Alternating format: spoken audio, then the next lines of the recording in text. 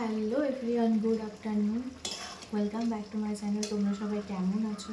আশা করছি তোমরা সবাই খুব ভালো আছো, আমিও ভালো আছি। তো তোমরা দুপুরের লাঞ্চ কমপ্লিট করে হয়তো শুয়ে পড়েছো, কিন্তু আমি এখনও লাঞ্চ বানিয়ে উঠতেই পারিনি।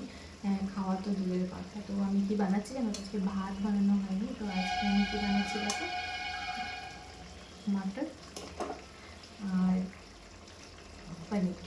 তো এই যে পনিরটা দেখতে পাচ্ছ, এটা আমার বাড়ির তৈরি পনির। আমি সবসময় বাড়িতে যে দুধ নিই সেই দুধ থেকেই পনিরটা বানানোর চেষ্টা করি।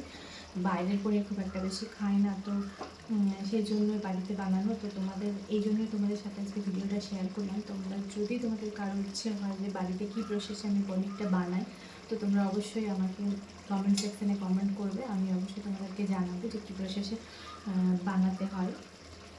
আর বাড়ির পনিরটা না খুব টেস্টি হয়, খুব সফট হয়, খেতে খুব ভালো লাগে। তো তোমরা ট্রাই করতে পারো, একবার ট্রাই করে দেখতে পারো যে কেমন হয়। তো এই ছিল আজকের ব্লগটা। তোমাদের কার কেমন লেগেছে অবশ্যই আমাকে জানিও। লাইক, কমেন্ট, শেয়ার করতে ভুলো না। তো থ্যাংক ইউ, বাই সবাইকে।